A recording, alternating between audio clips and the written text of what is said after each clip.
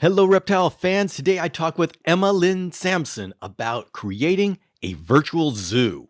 My name is Bill Strand. I'm the host of the Reptile Entrepreneur Podcast, and it's my job to help you create a business you love in the reptile community. You know how we get these great ideas as to what we could do? We think about them while we're doing chores, driving to work, sitting in the shower, saying, I don't want to get out. And most of these ideas just fade away because we don't do anything about them. Well, Lynne had a great idea and she decided she's going to do something with it.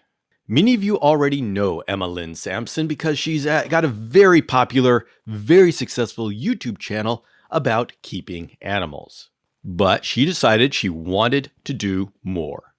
Now, if you ever had a great idea for something that you could do in the reptile community, whether it's a product or even as simple as just making an account for your chameleon, the Reptile Entrepreneur is a great place for you. And I invite you to find the account on Instagram where we're talking about these issues. The address is @Reptile Entrepreneur, all one word, and you'll find a lot of discussions about creating an account on Instagram, website, e-commerce, and generally how to create a business in the reptile world. But now, please join me in welcoming Lynne Sampson to the Reptile Entrepreneur video podcast.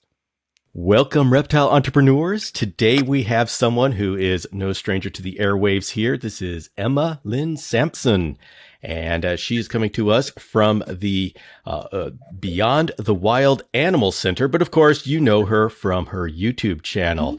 Emma, welcome to the podcast. Hi, thank you for having me. I'm very excited to be here. It is wonderful to have you here. And give us an introduction of who you are for the people who aren't familiar with you from YouTube.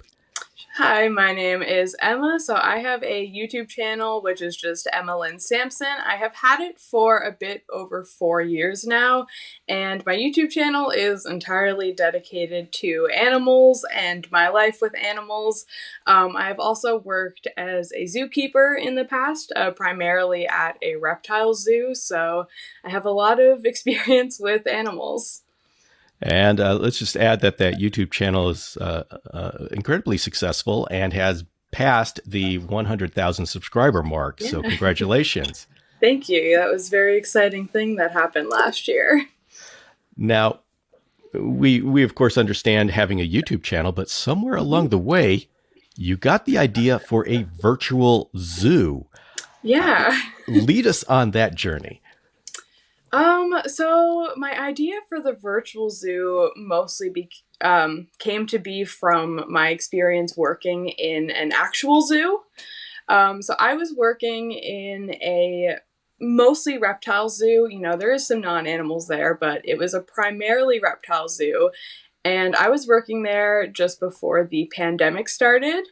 And of course, then the pandemic started, the whole world changed, and zoos were affected by the pandemic a lot. I don't know exactly how they were affected all around the world, but here in Canada, a lot of smaller zoos especially had to start shutting down because they just weren't able to stay open throughout the pandemic. Mm-hmm. And, you know, working in a zoo, I was experiencing that firsthand because thankfully the zoo that I was working at, you know, remained open and is still open. But since so many other zoos were closing, we were getting their animals and, you know, it was affecting all of the zoos.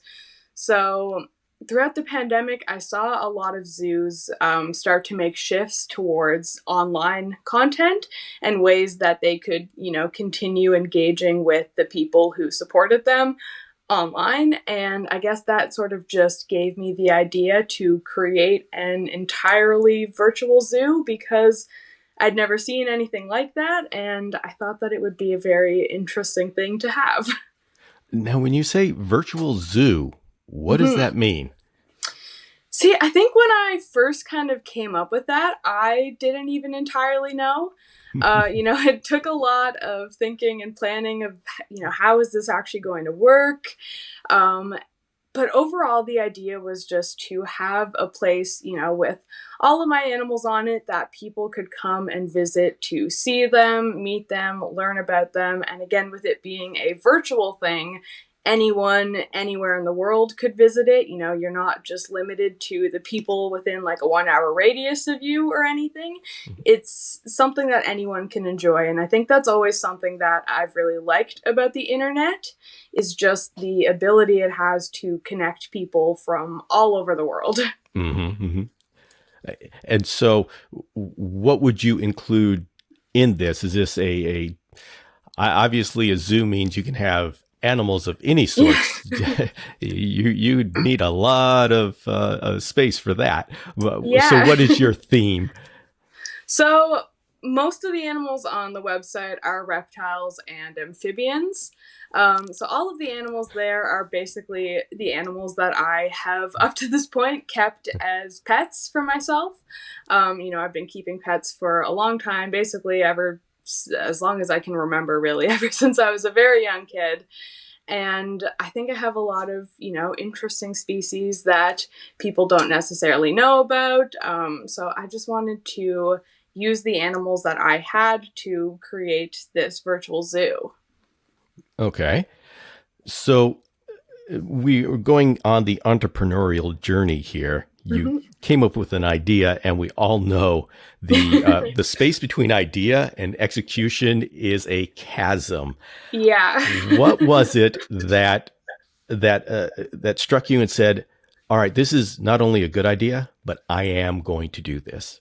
Yeah, so it was a very long process, you know. The first time I can really remember this idea coming into my head was about a year and a half ago now. So, you know, it's been a while. This wasn't an idea that I had and then executed right away. It was an idea that kind of just floated in the back of my mind for a very long time.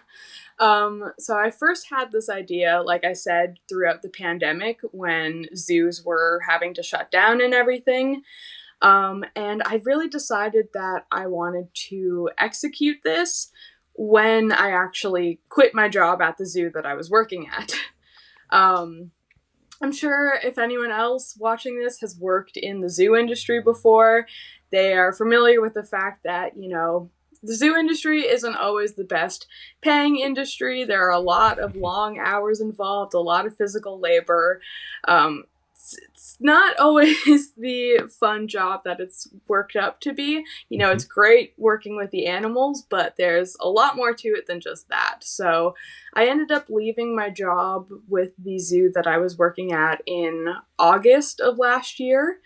And that's kind of when I decided that I wanted to make this happen because one, I needed a new job, and two, it had kind of floated in the back of my head long enough and stuck around that I knew that it wasn't, you know, it wasn't just an idea that I had and then didn't care about anymore. I was still thinking about it. I was actively kind of planning it out in my head every now and then, so I knew that it was something that I should do.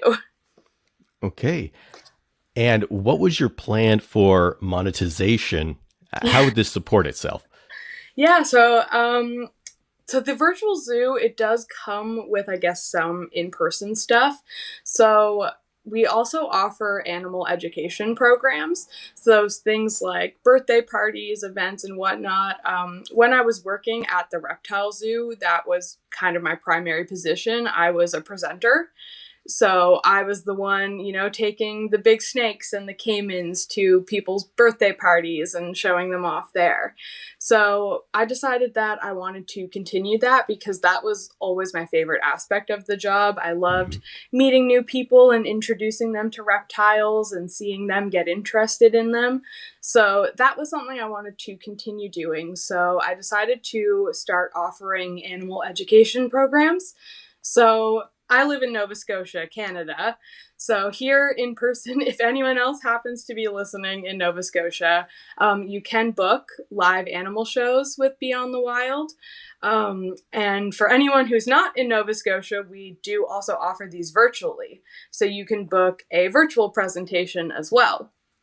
So that is one way that I knew, you know, I'd hopefully be able to support myself and to support the zoo through this, is through the birthday parties, the events and stuff that we will be doing, and then the memberships for the zoo. Because, you know, I was kind of thinking, obviously this is very different from a real life in-person zoo, Hmm. but there are still a lot of similar aspects to it. And, typically when you go to a zoo, you have to pay some sort of entry fee or something like that. And a lot of zoos also offer memberships for people. So that was something that I was really interested in, was just sort of creating a membership for it. And I had, this is sort of an idea I've had before, just with like my personal YouTube channel, because people will create things like Patreon or YouTube members, and I'd never done that before, but I thought that this would be a good way to also kind of open myself up to people who are interested in just supporting my YouTube channel a bit further. Okay. Hmm. Now, audience, we are going to be taking a tour of the Yeah. zoo. But before that, I wanted to ask, what is your vision for this? What kind of Yeah. experience do you want to offer through this? So trying to think what's the best way to go about this. I want people to really be able to feel like they can come on to Beyond the Wild, start taking the tour, look at our animals, learn about them. And really, I want them to be able to feel like they can just kind of remove themselves from whatever is going on around them, remove themselves from their reality, and enter this interesting world of our animals and the reptiles, because a lot of the animals here, they're so unique, and so many people don't know all these things about them. So I really want people to just feel like they can immerse themselves into the world of the animals here.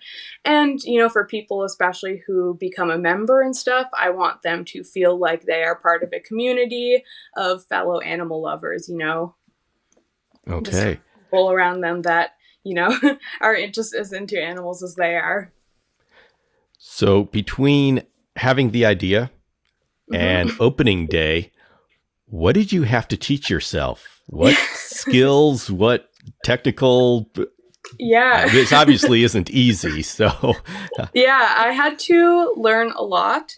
One of the big things was website design. I had to design a whole website, obviously. With a virtual zoo, a website is pretty crucial. I had never really had much experience in this before. I didn't go to school for anything technology related. And even that, for someone who's only 22, my technology knowledge is very outdated. I remember being in high school and like having to get my sister how to teach me how to use Google Docs, because I had only used Microsoft Word growing up. So okay. I had to figure out a lot. Like I said, yeah, website building was the main one. Also, things just like marketing, that is something I've never really looked into a whole lot. So I had to learn about advertising, how I wanted to, spread the word about this business. I also had to move in between. There Oh, was a yes. whole move. So there was a lot of that. Yeah, really, really just I had to learn a lot of online stuff that I'd never done before, like, yeah, website design and And yeah. a membership site. That's an added Yeah, complexity. yeah, for sure. It definitely, like I've had my website for a year now. It only just launched a couple days ago, but I've had the website for a full year at this point. Okay. All right. Now, on launch date, is Mhm. this, were you able to realize your vision, or is there more to go? There is certainly more to go, and I kind of knew that from the start. I knew that when I launched the website, I didn't want everything to be there already. I wanted to be able to continue expanding it, continue adding it to it, uploading more content every day, every week. I knew that I wanted it to grow with the online zoo, but in the long run, I am also hoping that eventually I could open up an in-person facility that, people could come and visit. That is Okay. definitely kind of the long-term goal, but Okay. Well, shall we enter the zoo? sure. Let's see. Let's go ahead and bring this up.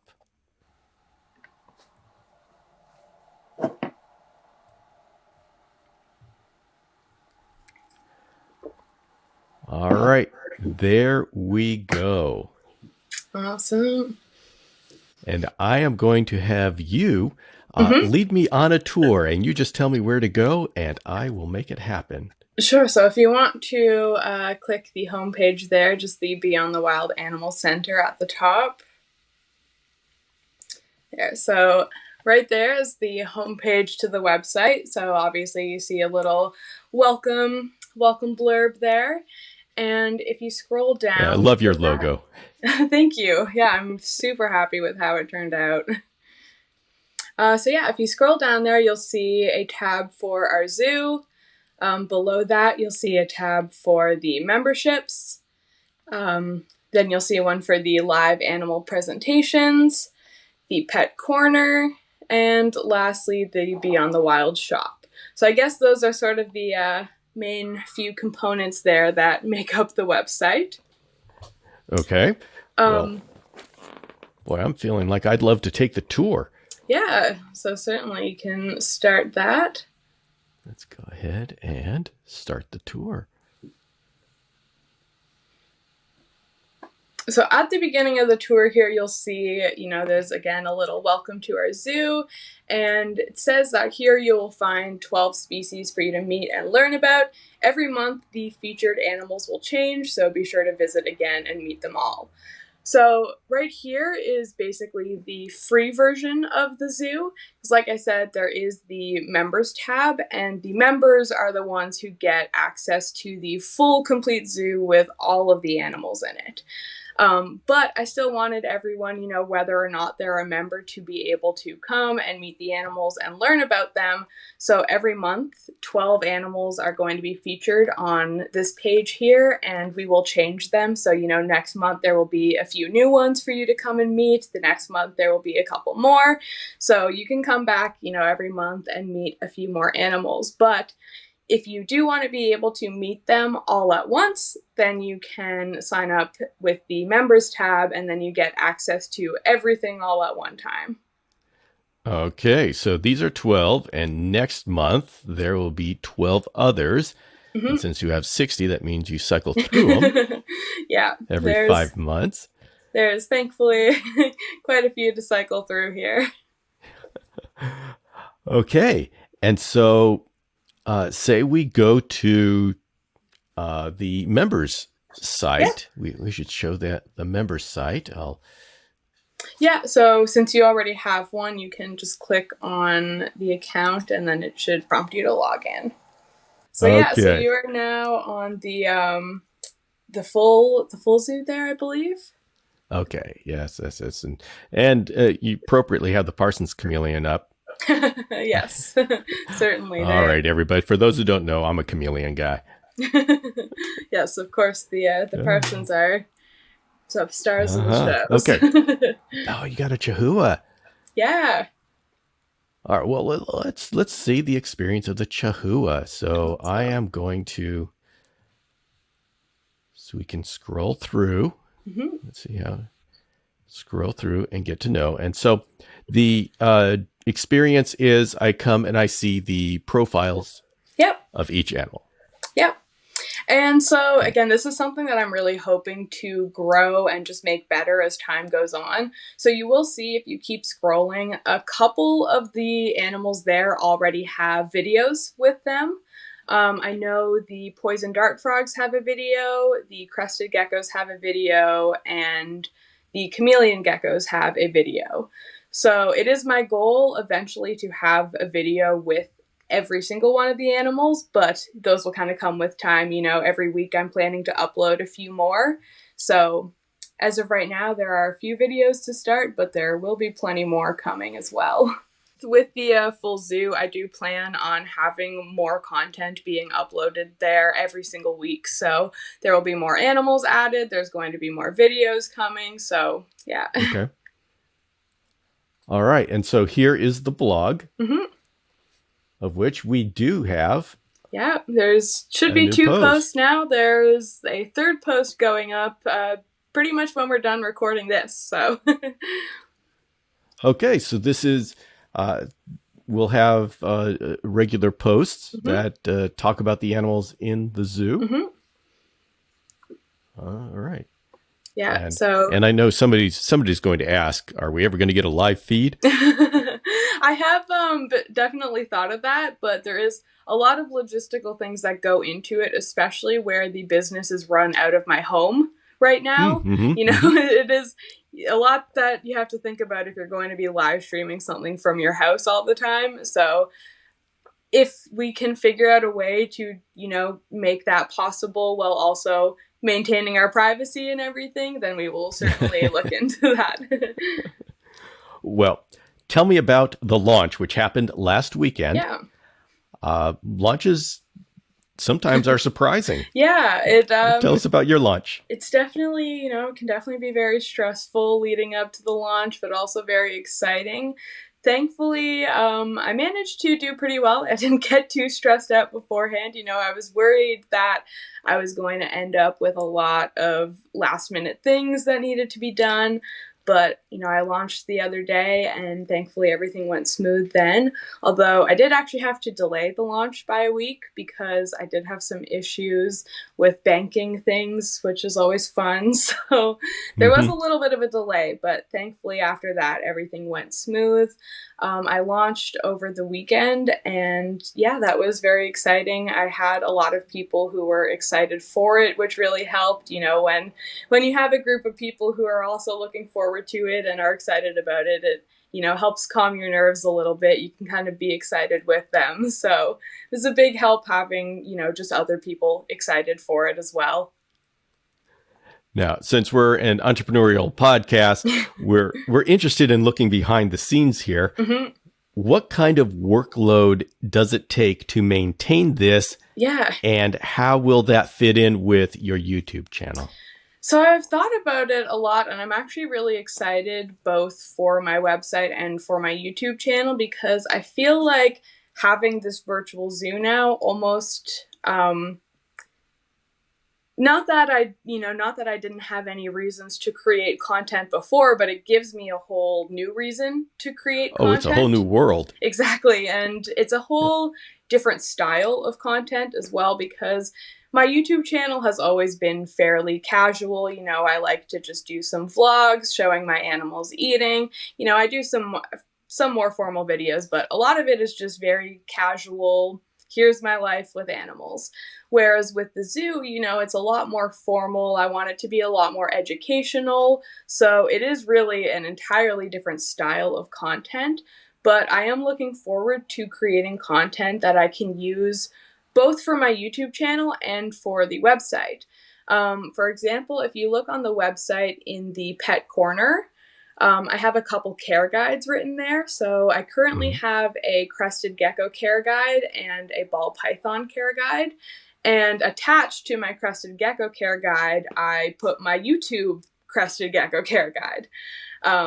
So I'm excited to just be able to create content like that, I can have on my YouTube channel for people to find, but I can also integrate it into my website for people to use. So I am very excited about that. I'm looking forward to it. All right. Now we're going to ask about life balance. You are now living in a zoo. That is your job. How are you going to balance your life with your work? I would honestly say my life doesn't have a lot of balance in it. I really operate just day to day. I just do what needs to be done this day, what I feel like doing. I really don't work on much of a schedule. As someone who has worked from home now for 4 years. Yeah, I've had my YouTube channel for about 4 years, and I've been doing that as my primary job. So I am used to working from home on my own time, but there is a lot of struggles that come with it because, yeah, like I said, I don't have a whole lot of balance, and that can be difficult to balance, I guess. Yeah, and let's talk about how in the world are you going to resist putting reptiles in every corner of your house because now that's your job, and it's the zoo. Your business needs another 10 species, right? Thankfully, my cats kind of limit me because the cats can't be around the animals. So my animal Okay, yeah. spaces are limited to rooms that the cats can't go to. Yeah, you give me an excuse like that, it's over. It is over. Yeah, because it is interesting. So this is completely run out of my house right now. So we have a total of 3 animal rooms in this house. There's the one that I'm currently in, which I call my lizard lounge. This room has a lot of my smaller reptiles, a lot of my geckos and stuff. Some of my amphibians are in here. And then downstairs in the garage, we have basically converted the garage into a reptile room. And that's where a lot of the bigger reptiles live. So we have the Parsons chameleons. They're both down there because here in Canada, they are kept indoors. All of the ball pythons are downstairs, bearded dragon, blue-tongued skink, any of the animals that need a bit more space, they're all down there. And then we have a separate room for the birds and the mammals because we actually have birds and mammals as well. Not many, but there is a few of them. There's 3 bird species, and then I have rabbits. Okay. Yeah, so we're kind of limited to those 3 rooms, and my rule is if it doesn't fit in one of those rooms, then it can't have it. Okay.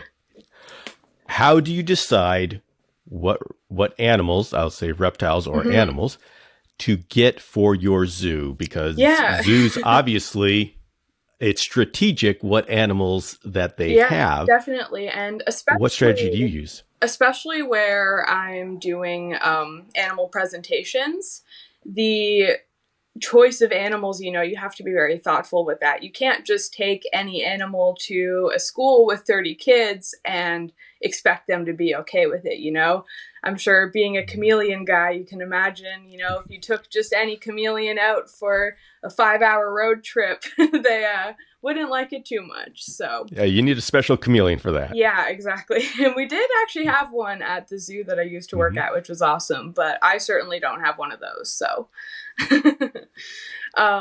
between Montium and Parson. Yeah, neither of them enjoy others too much, but that's okay. So do you plan on do you have plans for growing how many animals you have in your zoo? Yeah, so I did actually get a couple new animals before the launch of the zoo that I was primarily looking for the education, the outreach, the shows and stuff. As far as the online zoo goes, that doesn't really matter so much, I guess, what kind of animals are there, because I just want people to be able to learn about them regardless of what it is. So, I have a lot of animals here, so thankfully I have a lot to work with in that aspect. But even though I have 60 animals here, not all of them are great for shows and stuff. So before the launch of the business, I purchased a few invertebrates because I don't have many of them. I have one tarantula. Now I have a few more since I got more for the zoo, but I got those specifically because I love teaching people about, I guess, the creepy crawlies, tarantulas, scorpions, things like that. Things that people don't typically like. I love getting to show people those and show them how cool they can be. So I purchased a new tarantula, a new scorpion before the launch of the business. I purchased a Colorado river toad as well because I wanted an amphibian that I could use for shows, but frogs don't tend to be the best for that because you can't really handle them a whole lot. So I only had frogs, so I wanted to get some sort of toad that would be a bit better for handling. So yeah, there's definitely, thought behind some of the animals here, but the majority of them were just animals that I already had as pets. Okay, yes. So, all right, well, I think you've given a great overview of what's going on. What should we expect in the future? I know we touched on that a little bit, but what should we expect in the future? Yeah, so like I mentioned earlier, I am really hoping that, the website will just keep growing and keep expanding. I'm going to continue uploading content on there, things just like blog posts and stuff will be updated almost every single day. Videos will be added every single week, but, as time goes on and as I learn things and as the business hopefully grows, I hope a lot more will come of it. Like I mentioned, I would love to at some point have a facility in person that people could come and visit and see the animals there. That would be awesome. But for now, you can meet them all online. Okay, wonderful. And where can they find information about the zoo? Yeah, so you can certainly go to the website, which you can find at beyondthewild.ca, or you can also check out one of our social media pages, either Instagram or Facebook. You can find both of those by searching at Beyond the Wild AC. I guess those are basically our only platforms right now is Instagram and Facebook, but we're active on both of those, so. Yeah, and I am right now, actually after this interview, I'm going to go to that shop and I am going to get a t-shirt with that awesome logo on it. Awesome. Thank you. Yes, we have the shop as well, which is always great if you're looking for another way to support us rather than like memberships or something. The shop is great. We have over 100 different products with a few different designs. There's a chameleon design, a frog, a blue tongue, a cat gecko, and then of course there's our logo designs as well. So all of the designs are based off of actual animals that we have here. There's Fiona, who's my Parsons chameleon, Linguini, the white tree frog, Sage, my cat gecko, and Bella, my blue tongue skink. Thank you so much for coming on and sharing about your new adventure. This is very exciting, and we'll be keeping an eye on you through this year and seeing how it's going. Thank you so much for having me. And so there we have a great story of somebody who made it happen. How many of us have these great ideas and then just decide we don't have the skills to pull it off, and so we let it go? Well, entrepreneurs and innovators, they think about the world in a different way. They think about what would they like to accomplish, and then they figure out what skills they need to get them there. And I think this is a perfect story where Emma had trouble with Google Docs, but by the end of this story, she's created a membership website. It's a lesson for us all on what can be accomplished if we set our sights on the end goal instead of the limitations that we have today. So I encourage you to go check out Emma's virtual zoo at beyondthewild.ca, and we can follow along as she grows in her entrepreneurial projects. Once again, if you'd like to continue this discussion, find me on Instagram at Reptile Entrepreneur, all one word, and we'll be talking about the myriad of subjects that entrepreneurs in the reptile community face. Thank you for joining me here, and I will see you next time.